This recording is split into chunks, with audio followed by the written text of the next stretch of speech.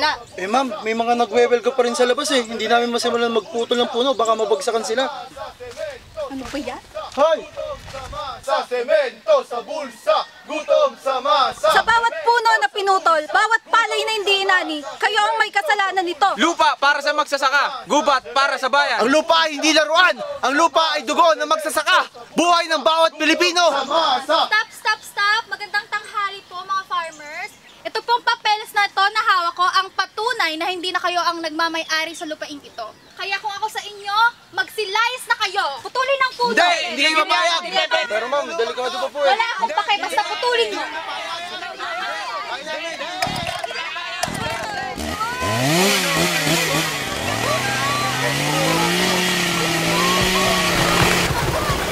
Ma'am!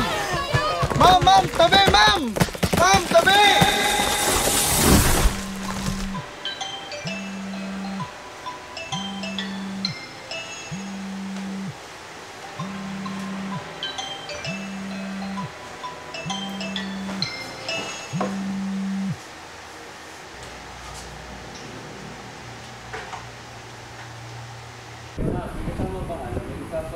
Semento, sa bulsa, gutom sa masa. Hawak ko ang papel na patunay na hindi yung pagmamayari itong lupang ito. Kaya kung ako sa inyo, magsilayas na kayo. Putulin ang puno. Hindi! Hindi mo yan! Putulin niyo Ito ang ang bagay kayo. puno. Semento sa bulsa, gutom sa masa. Semento sa bulsa. Kung ako sa inyo, magsilayas na kayo. Putulin ang puno.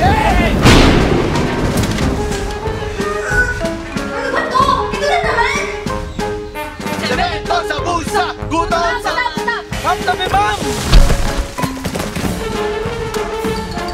Semento sa bulsa, gutom sa masa. Kayo ang may kasalanan nito. Gutom sa masa. Ma'am! Semento sa bulsa, gutom sa masa. Ang lupa ay dugo ng magsasaka. Lupa para sa magsasaka. Magsilayas na kayo. Putulin ang puno. Lupa ay buhay ng Hindi! Putulin ang puno.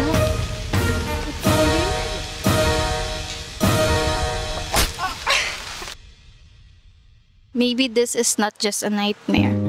Maybe it's a warning. A message I've been too blind or too starboard to see. Sa bawat paggising, bawat kamatayan, sinusubukan itong sabihin sa akin ng isang bagay. Maybe tungkol ito sa mga taong wala akong pakialam.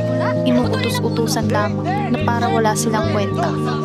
Ang mga puno, ang lupa, ang mga buhay na nakatali sa lugar na ito, sila ay sumisigaw.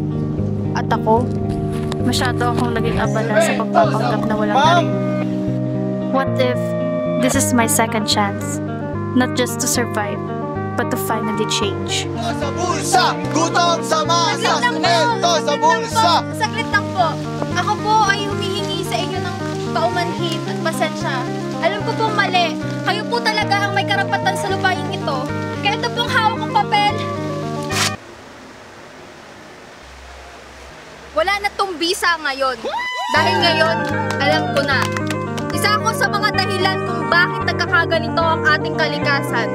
Paulit-ulit lang na mangyayari ang mga sakuna hinggil sa kalikasan kung hindi tayo gagawa ng paraan.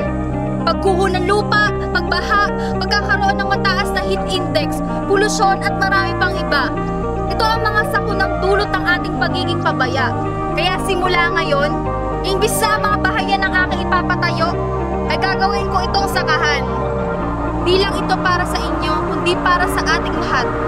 Handa kaming tumulong sa inyo.